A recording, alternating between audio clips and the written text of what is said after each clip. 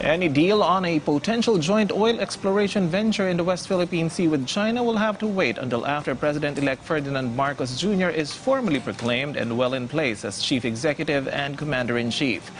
This as the outgoing DFA chiefs officially shut the door on the earlier proposed pact with China that was never signed, sealed and delivered, and now officially part of the Duterte archives, as we hear more from PTV's Naomi Tiburcio.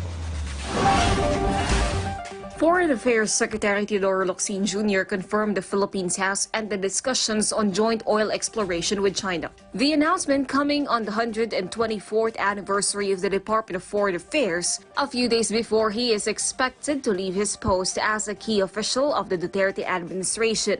The President had spoken, had carried out his instructions to the letter.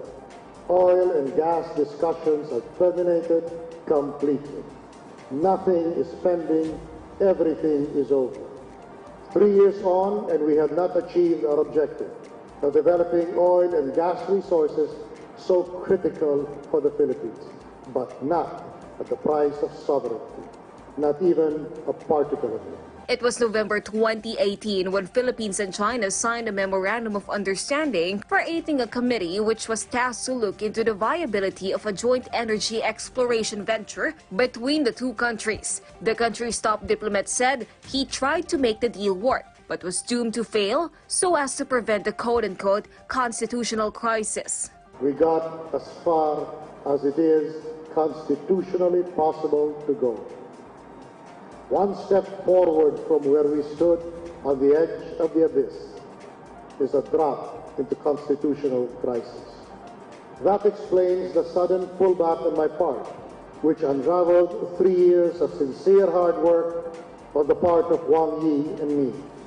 We had both tried to go as far as we could, without renouncing China's aspiration on his part and constitutional limitations on my part. I shut down shop completely.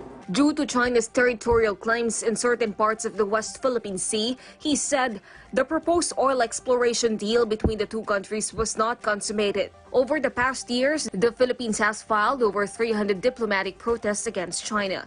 But let me say one thing. We have not surrendered a single inch of territory or a drop of our waters. Not by word or deed have we weakened our right to everything in the West Philippine Sea.